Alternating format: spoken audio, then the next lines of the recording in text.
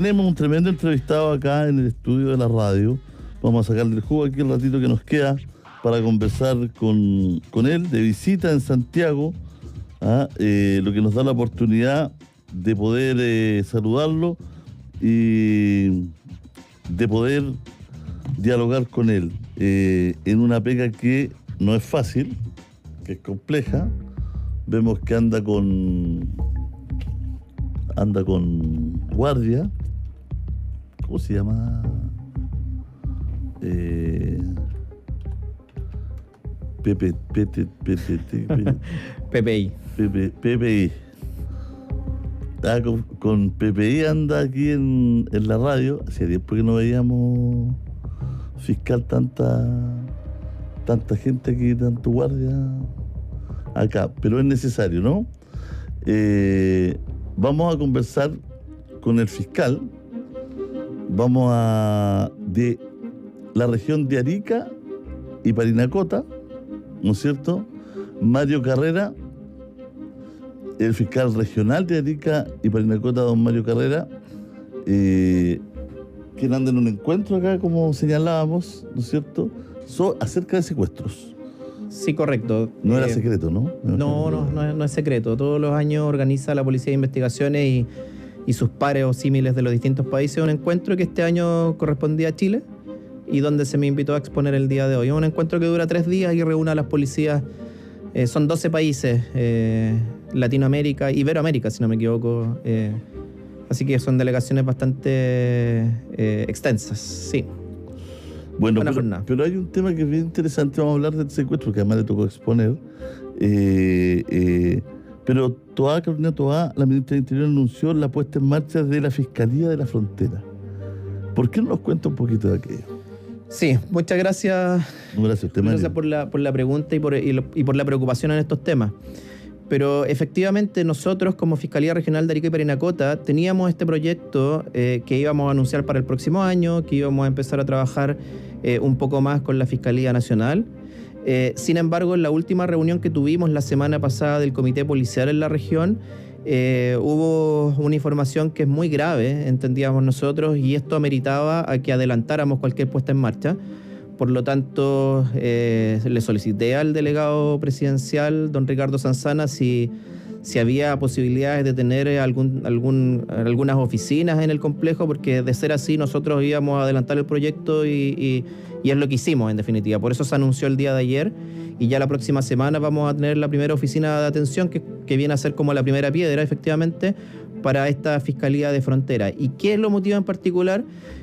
La semana pasada, el día jueves, ingresaron 24 niños menores de edad, valga la redundancia, por pasos irregulares. 24 niños. ¿Por qué es tan preocupante que ingresen 24 niños? Porque las personas extranjeras que ingresan por paso irregular y que son controlados por nuestras policías, cuando vienen acompañados de un niño, ese adulto, por una protección justamente de ese niño, se le deja entrar y no se le reconduce, ni tampoco se le expulsa del país, sino que puede ingresar al país. Pero imagínense lo que estaba ocurriendo, pues ese niño ya estaba siendo, creemos nosotros, y con un riesgo bastante latente de ser utilizados como una suerte de pasaporte para efectos de garantizar esa entrega. Esa entrada. No es normal que ingresen 24 niños en un día. Da para pensar, por lo menos. A lo menos. A lo menos. ¿En qué pie está el norte, Mario? ¿En qué está Arica y Parinacota? ¿Cómo lo ve usted en relación a esta percepción de miedo que hay? Bueno, la percepción de miedo graves, claro. Creo que se mantiene, pero la realidad que tenemos hoy día es diametralmente opuesta a la realidad que teníamos el año pasado. Bien. El año pasado cerramos el año con 46 homicidios, una tasa de 18 homicidios por cada 100.000 habitantes, que es una locura. Pensemos que el promedio nacional está un poco más arriba de 6 homicidios por cada 100.000 habitantes, o sea, multiplicamos varias veces el promedio nacional. Este año, en cambio, llevamos menos de la mitad a esta fecha. O sea, desgraciadamente tuvimos un suceso el día de hoy, llevamos 19 homicidios en la región, que es un número preocupante, es un número alto, pero que ya no está en los términos en que manteníamos el año pasado. Y sobre todo el tipo de homicidio cambió. El año pasado era muy vinculado a crimen organizado, o sea, con desmembramientos, con puesta en escena, con sujetos que habían sido torturados previamente y luego quemados en algún vehículo, cuestiones que estamos viendo desgraciadamente en el resto del país y que en Arica ya no son visibles como lo eran el año pasado. Así que desde ese punto de vista podríamos decir que la realidad ya no es la que teníamos el año pasado. Sigue siendo preocupante, por cierto, pero quebramos la tendencia al alza y tenemos la mitad, o sea, bajamos más del 50% ese delito en particular.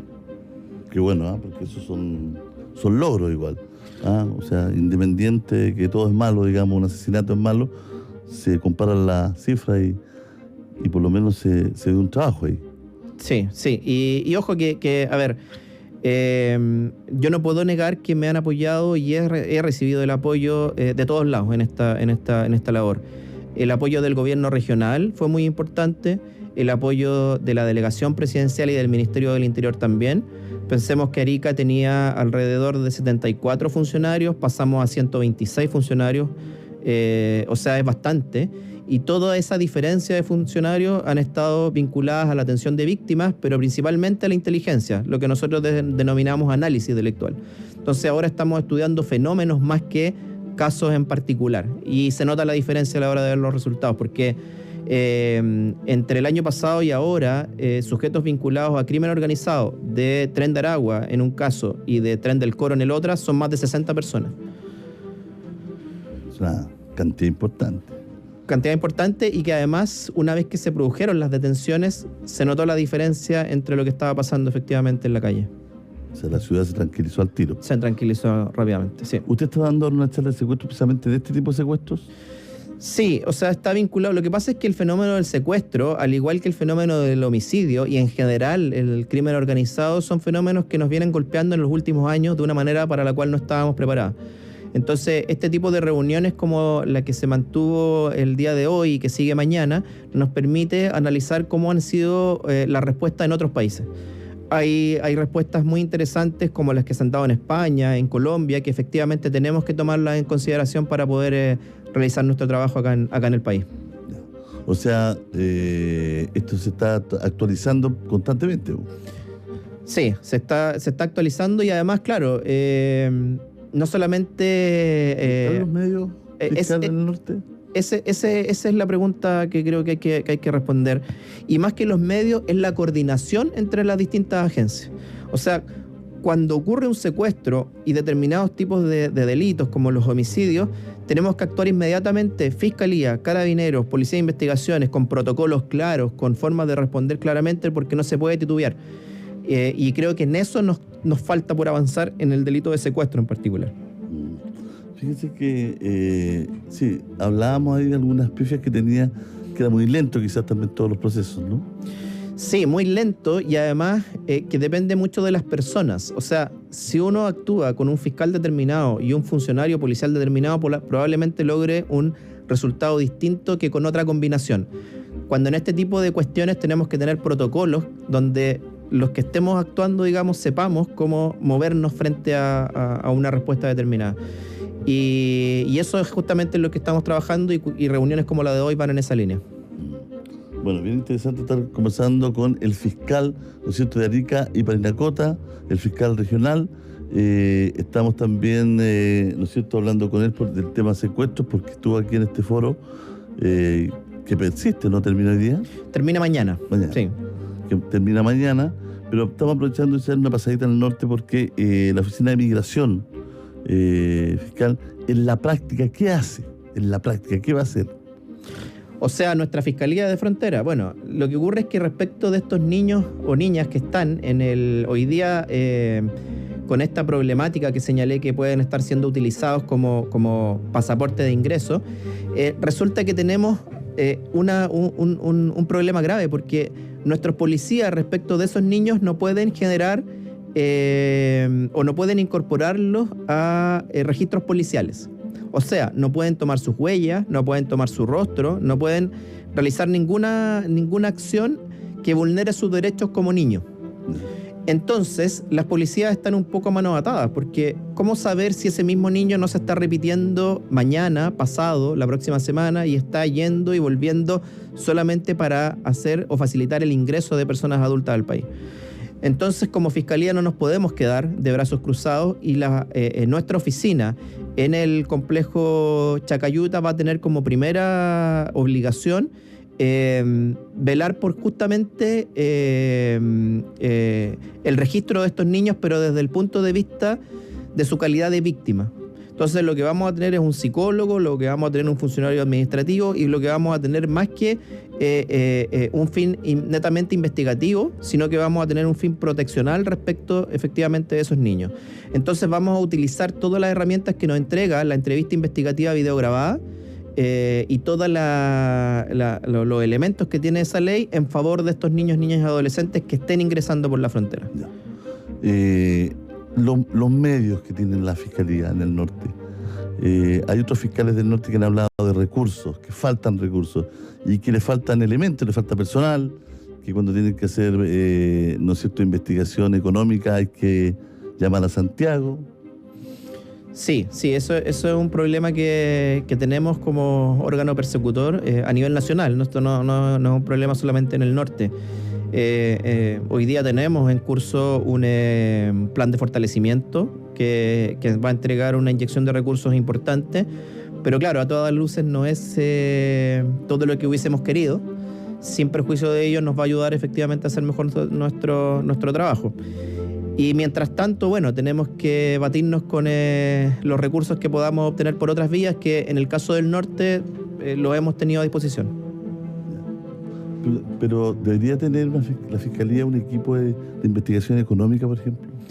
Sí, ese es un área donde estamos flaqueando y lo hemos visto ahora, en particular por distintas causas que han sido muy profusamente difundidas, pero no sacamos nada con tener más y mejores analistas económicos en la Fiscalía si en las policías no se dota de mayor dotación de la misma naturaleza o expertise.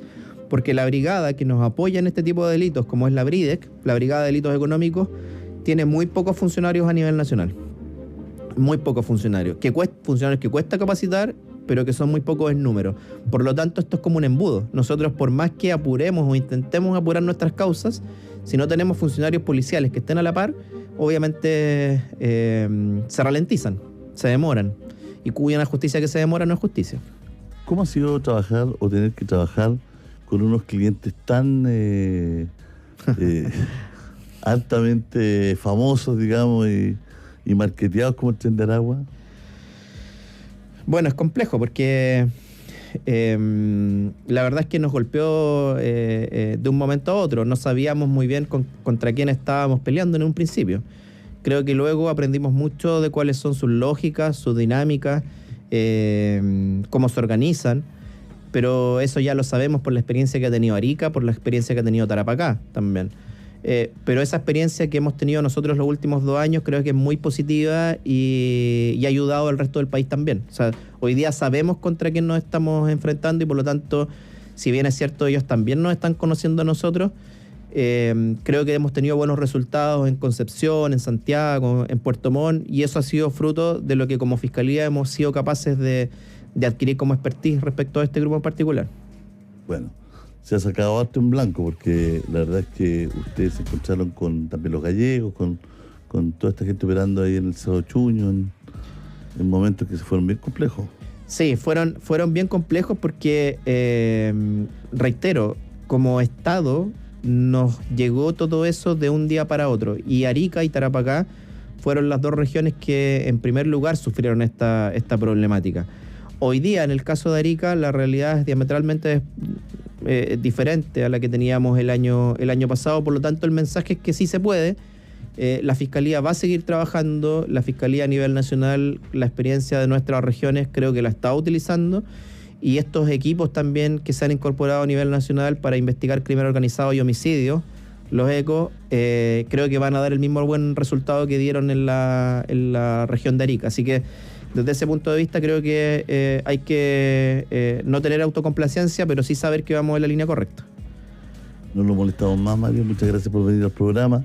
Gracias por conversar con nosotros un ratito. Sabemos que tiene una agenda bien intensa. Que le vaya muy bien. No, muchas gracias por la preocupación. Y bueno, reiterar que efectivamente vamos por la línea correcta. Muchas gracias, Julio César. No, gracias a usted. Son las 16:56. Vamos a las noticias y volvemos de inmediato.